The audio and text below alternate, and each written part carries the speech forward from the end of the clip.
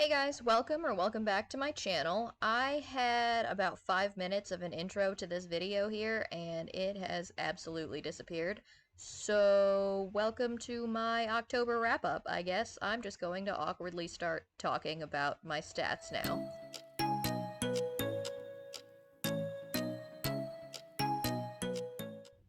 Okay, so like we have for the last few months, we're going to start off with my monthly stats.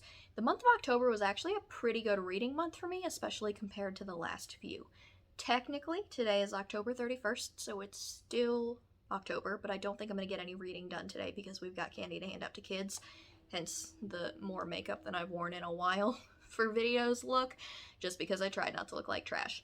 Now, of these books that I'm talking to you guys about, 2 of them I am still in the progress of, so we're just going to include them for the sake of including them, just because they're already in my stats, but they will not be included in my monthly number of stars that I've given, just because obviously I haven't rated them yet. So, in total, I've read 9 books, for a total of 3,308 pages, and of those 9 books, as per usual, 7 of them were fantasy, 1 of them was a historical, and 1 was a horror. I could argue that the one that I put under historical could also go under horror, though, because we'll talk about it later. There were parts of it that got kind of dark. So like I said, I will only be rating 7 of them, just because I've only actually finished 7 of them at this point, but of all of those, I did give 1 of them a 5-star, 4 of them a 4-star, and 2 of them a 3-star. And then as for the formats that I read them in, 1 was an ebook, 4 of them I read as e-arcs, 3 of them I read audibly, and then I read 1 physically. As far as the age range goes, I read 5 adult, 1 new adult, and then I read 3 young adult books. So I don't actually have very many of these in physical form. I only have 1, and it's not in this room right now, so I'm not going to hold anything up for you guys while I talk about these. We're just going to go through them. I'll pop the picture over here like I usually do, and let's just get into it. So the very first book that I read in October was called The Other Merlin by Robin Schneider. I did discuss this a little bit in a vlog that I did towards the beginning of the month, I'm pretty sure. I loved it, honestly. I thought that it was a super cute Arthurian retelling, and it was focused on Merlin. But what if Merlin was a girl? And what if Merlin was a twin of her brother who got all of the fame just because he's a boy, pretty much? So essentially what happens is Emmett Merlin has been called to the castle to train to become the king's sorcerer, I guess. Something happens, he cannot answer the summons, and so Emery Merlin, his sister, ends up taking his place. She dresses up as a boy, we love that trope, and pretends to be one as she goes through his training and befriends Arthur and befriends Lancelot. It's very anachronistic. Think like a Knight's Tale kind of humor going on through the entire thing, just because obviously a lot of the humor that was used was not very specific to that time. It's not even like remotely close to anything that they would say in that time. And I love things like that. I don't need things to be historically accurate all the time, guys. I just need it to be a fun ride, and this for sure was. I ended up giving it 4 out of 5 stars. I cannot wait for the sequel. I thought that it wrapped up really, really well, but it left a good little bit of an opening at the end for what's going to happen next, and I cannot wait. The next book that I read was The Orphan Witch by Paige Crutcher. I got this as an e-arc, I believe, from NetGalley. I got The Other Merlin as an e-arc as well. I think I listened to it mostly audibly. I just wasn't really super feeling it, and that's pretty much what I do if I'm not feeling a book a lot of the time, is that I just listen to it when I'm doing other things. It ended up being pretty good. It follows, I think the main character's name is Persephone, who does not know that she is a witch, but she does know that if somebody makes eye contact with her too long, they kind of run off and commit suicide, which has been unfortunate for her personal life, for obvious reasons. So she's kind of trying to navigate through life, but she doesn't know who her parents are, she doesn't know anything about her past, and she's just kind of drowning because she can't have any interpersonal relationships without people running off and committing suicide, which is, you know, depressing. So she ends up on this island where she does find out who her family is, and they teach her about her past, and she falls in love with a mysterious, not really there librarian. Well, the library's not really there. The librarian, I guess, is equally not really there. It's a whole mystical disappearing library kind of situation. But it is a romance at its core, I suppose, although I feel like it spent more time on like her learning about her history and learning about her family than it actually does on the romance, and I think that that might be why I didn't love it as much as I thought. I did give it a 4 out of 5 stars. It was a really low 4 though. It's kind of more of a high 3, low 4 situation. I think it felt a little bit more like, I don't know, just fiction than romance.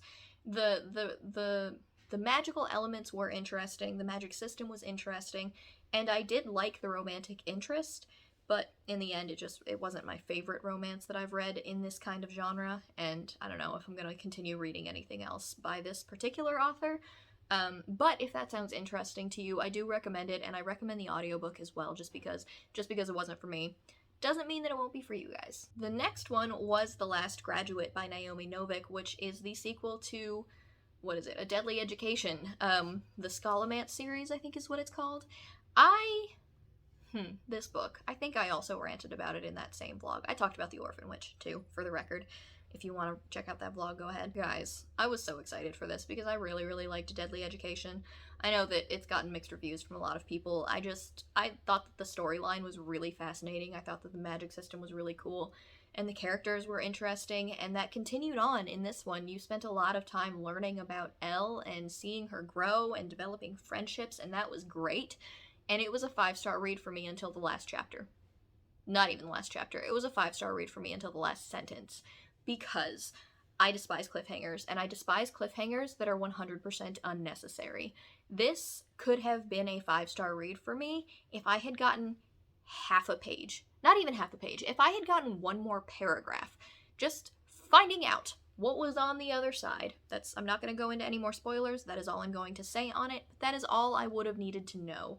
But no, that is not even remotely what happened. I need some sort of closure. I feel like Sheldon Cooper in The Big Bang Theory, where Amy tries and does all of these things to not give him closure.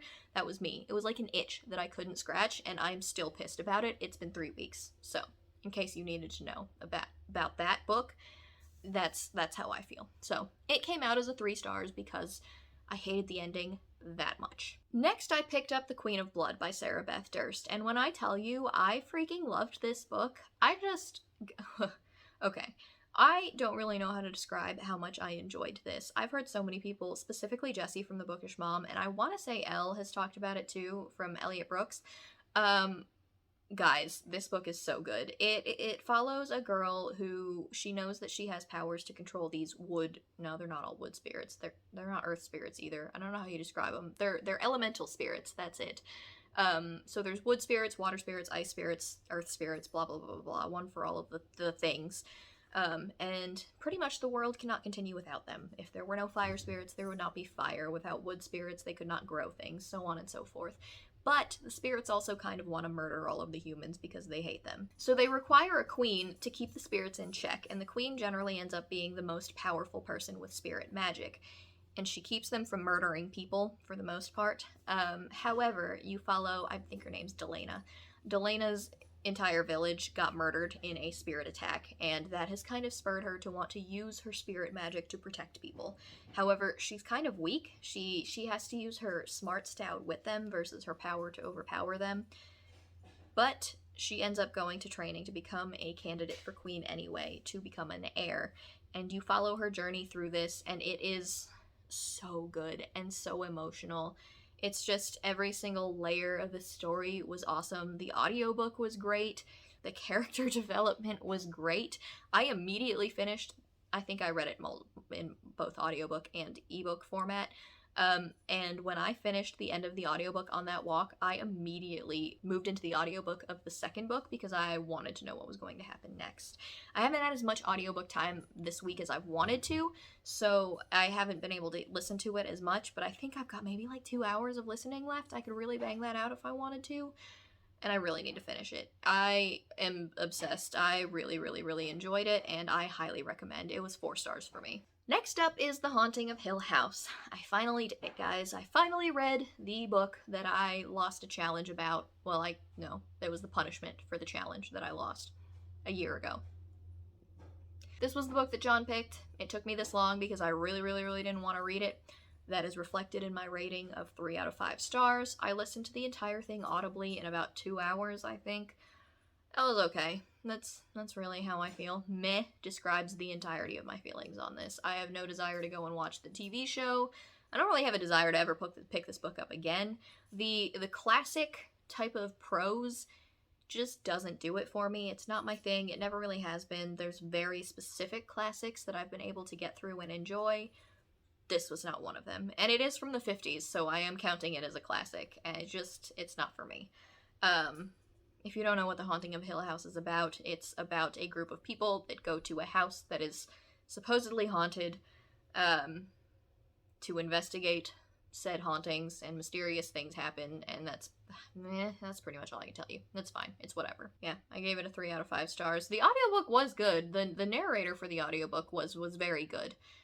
That is the only glowing part of my review for that particular book. So the next book that I finished was The Corpse Queen by Heather Herman. This was another e-arc from NetGalley for me. It was pretty good. I don't have any problems with it. I ended up giving it a 4 out of 5 stars. You follow, I think her name is Molly, who is in an orphanage and her best friend has just died. She's trying to figure out what happens when she gets kicked out of the orphanage a little bit early and finds out that she actually has a very rich aunt that would like her to come and work for her. So Molly goes there to investigate this claim because she's never heard of an aunt before, and it turns out that this aunt is the Corpse Queen of Philadelphia, who pretty much buys dead bodies out of graveyards and sells them to like local doctors for medical training and stuff, which is very, very frowned upon. And I want to say this is the early 1900s of Philadelphia. It might be the late 1800s, but I'm pretty sure it's early 1900s. It was okay.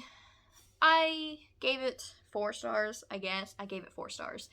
I didn't have any issues with it. It was unexpectedly more gruesome than I anticipated it being, and I think I ended up actually placing this in a new adult category. Because I could see it going either way. I don't really know what else to say about this. Molly does end up doing a lot of the body snatching things for her aunt. She becomes very good at it. There's a little bit of a romance tangled up in there. Yeah, that's what that's about. It's about the seedy underbelly of obtaining bodies for science in Philadelphia. This is the book that I put in there as historical, but there were definitely elements of it that I considered to be horror, specifically a little bit of body horror. It was gruesome. There was a lot of very descriptive stuff that I was not anticipating. It takes a lot in the written sense to really bother me, and this was graphic. So I guess Heather Herman did a good job in that sense, because that it really did affect me in a not so great way. So a lot of trigger warnings. But other than that, I did enjoy it. I enjoyed the majority of the story. I don't really love the way that it ended. I thought that it could have ended in a different manner. It left up an opening. I believe she intends for it to be a series.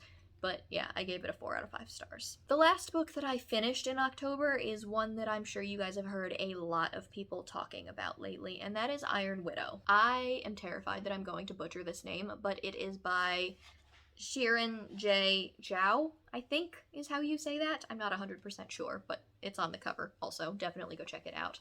I'm going to preface this with I gave it a 5 out of 5 stars. It is Pacific Rim meets Eastern Asian culture in the most awesome way possible. It has a badass female protagonist who is bent on revenge, but not so bent on revenge that she's willing to ignore living her life. It was just so good. That's the best description that I can give of it. And honestly, the characters were amazing. Every single one of them was fantastic. The storyline was so good. The plot twist at the end was chef's kiss. Amazing. I loved this book. Gave it a 5 out of 5 stars.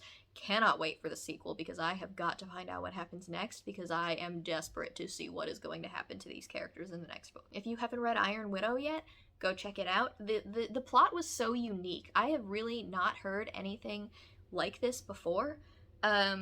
I know that I described something else as Pacific Rim meets blah blah blah recently, and that was Sleeping Giants. This is, I don't know, it is fantasy, it is sci-fi. I think you could easily call it science fantasy and be happy with that. But it was way better than Sleeping Giants, guys, and I loved that book. So if you get the chance, go check out Iron Widow. You will not regret it.